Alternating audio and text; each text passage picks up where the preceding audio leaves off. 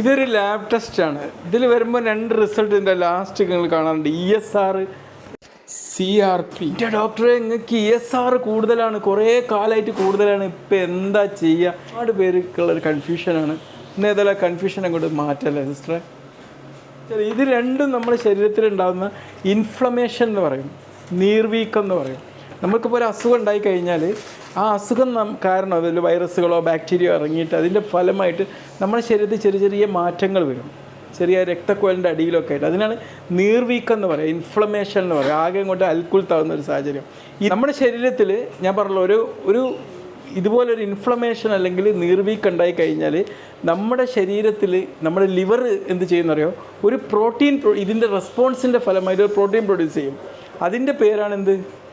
CRP അല്ലെങ്കിൽ C reactive protein. Okay, അപ്പോൾ ഒരാളെ രക്തത്തിൽ CRP ഇൻക്രീസ് ചെയ്ത് നിൽക്കുകയാണ്. അതിൻ്റെ അർത്ഥം എന്താണ്?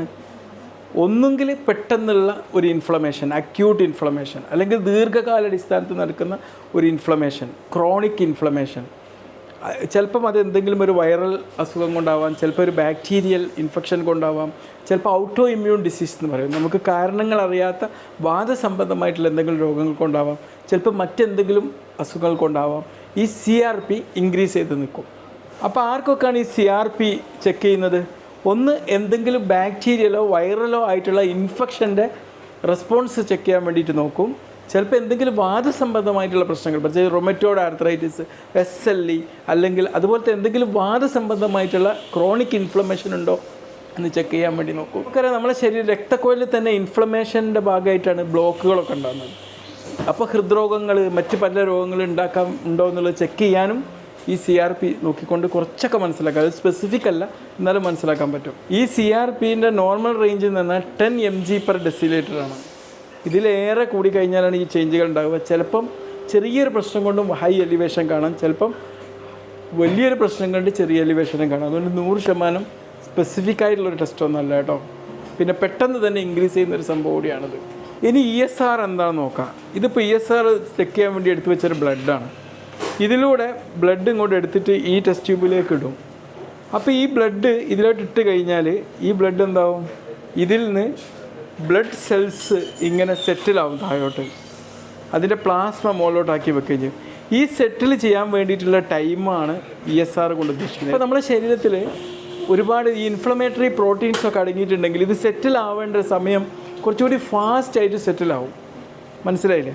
ഇത് സ്ലോലായിട്ട് ചെയ്യുന്നതിന് പകരം ഫാസ്റ്റായിട്ട് സെറ്റിലാവും. അതാണ് ESR കൂടി നിൽക്കുക എന്ന് പറയുന്നത്. മനസ്സിലായോ?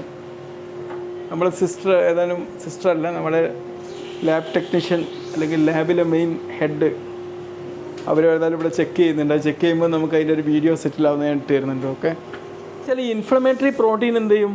ഇതിനെ ഈ രക്തകോശങ്ങളെ മുഴുവനും ഇങ്ങോട്ട് ക്ലംപ് ചെയ്യാനും അത് ഫാസ്റ്റായിട്ട് സെറ്റിലാവുകയും ചെയ്യുന്നുണ്ട്. അതങ്ങോട്ട് ഇങ്ങനെ അടിഞ്ഞ് ഒന്നായിട്ട് ഇങ്ങനെ കൂടി നിൽക്കുന്നതുകൊണ്ട് അത് പെട്ടെന്ന് തന്നെ ഫാസ്റ്റായിട്ട് അടിയിലേക്ക് സെറ്റിലാവും. അതാണ് ESR കൂടി നിൽക്കുക എന്ന് ഉദ്ദേശിക്കുന്നത്. പക്ഷേ നമ്മളൊരു ക്ലിനിക്കൽ പ്രാക്ടീസിലൊക്കെ നോക്കിക്കഴിഞ്ഞാൽ ചില ആൾക്കാർക്ക് സ്ഥിരമായിട്ട് ഇങ്ങനെ ESR കൂടി നിൽക്കാറുണ്ട്, പ്രത്യേകിച്ച് അസുഖങ്ങളൊന്നും ഇല്ലാത്തയും. അവർക്ക് അതിൻ്റെ അർത്ഥം എന്താ? അവരുടെ ശരീരത്തിൽ ഈ ഇൻഫ്ലമേഷൻ, നീർവീക്കം കൂടുതലുണ്ട് എന്നുള്ള. ഇപ്പോൾ ഒരുപാട് ജങ്ക് ഫുഡൊക്കെ കഴിച്ച് കഴിഞ്ഞാൽ, അല്ലെങ്കിൽ അനാവശ്യമായിട്ടുള്ള ഒരുപാട് ഭക്ഷണങ്ങളൊക്കെ കഴിച്ച് കഴിഞ്ഞതിൻ്റെ ഫലമായിട്ടാണോ എന്നൊന്നും അറിയില്ല. അതിനെക്കുറിച്ചൊക്കെ കൂടുതൽ അറിയേണ്ടതുണ്ട്. അപ്പോൾ എല്ലാവരും ഇതിൽ ആശങ്കപ്പെടേണ്ട വേണ്ട കേട്ടോ. ESR കൂടി നിന്നെന്ന് വെച്ചിട്ട് ഭയങ്കര ആശപ്പെടേണ്ട. ചിലപ്പോൾ അത് ഏതെങ്കിലും വാതരോഗങ്ങളുടെ ഫലമായിട്ടൊക്കെ എന്താവും, ESR എപ്പോഴും ഇങ്ങനെ കൂടി നിൽക്കുന്ന ഒരു സാഹചര്യം ഉണ്ടാവും. ചിലപ്പോൾ ചില ഇൻഫെക്ഷൻസിൽ, ബാക്ടീരിയൽ ഇൻഫെക്ഷൻ ഇതൊക്കെ ഉണ്ടാകുമ്പോഴും ESR കൂടി നിൽക്കും. പിന്നെ ഔട്ടോ ഇമ്മ്യൂൺ ഡിസീസുകളിലും ചില ക്യാൻസർ രോഗങ്ങളിലൊക്കെ ESR കൂടി നിൽക്കുന്ന സാഹചര്യം ഉണ്ടാകും. സാധാരണയായിട്ട് ESR പുരുഷന്മാരിൽ 15 mm/h, സ്ത്രീകളിൽ 20 mm/h താഴെയാണ് നോർമലായിട്ട് കാണുന്നത്. ESR ഞാൻ പറഞ്ഞല്ലോ, ചിലപ്പോൾ ക്രോണിക് ഇൻഫ്ലമേഷൻ്റെതാണ് മാർക്കറെങ്കിൽ ചിലപ്പം ഈ CRP ആണ് പെട്ടെന്നുള്ള ഇൻഫ്ലമേഷൻ്റെ ഭാഗമായിട്ട് പെട്ടെന്ന് കൂടിയും കുറഞ്ഞിരിക്കുന്നത്. അതുകൊണ്ട് ഒരു അക്യൂട്ട് ഇൻഫെക്ഷന് ഡിറ്റക്റ്റ് ചെയ്യാൻ ഏറ്റവും സ്പെസിഫിക് ആയിട്ടുള്ളത്, ഏറ്റവും നല്ലത് CRP ആണ്. തീർച്ചയായിട്ടും ഇതിൻ്റെ ഇതൊക്കെ അറിവ് പങ്കുവെക്കുക എന്നുള്ള ഉദ്ദേശത്തിൽ മാത്രം നമ്മൾ പങ്കുവെച്ചാണ്. ഓക്കെ, ഇതിലൊക്കെ വാല്യൂസിലൊക്കെ ഡിഫറൻസ് വരാം. ഇത് ചില ആൾക്കാർക്ക്, നോർമലായ ആൾക്കാർക്ക് ഇതൊക്കെ എലിവേറ്റ് ചെയ്ത് നിൽക്കാം. അതൊക്കെ ബാക്കി അവരുടെ ലക്ഷണങ്ങളോട് നോക്കിയിട്ട് മാത്രമേ നമുക്ക് കണ്ടെത്താൻ പറ്റുള്ളൂ. ഓക്കെ, ഈ അറിവ് നിങ്ങൾക്ക് ഉപകാരപ്പെടുമെന്ന് ഞാൻ വിശ്വസിക്കുന്നു. ഇവിടെ ഇത് കേട്ട് വരുന്ന സിസ്റ്റർക്ക് ഇപ്പം തന്നെ ഉപകാരപ്പെട്ടിട്ടുണ്ട്.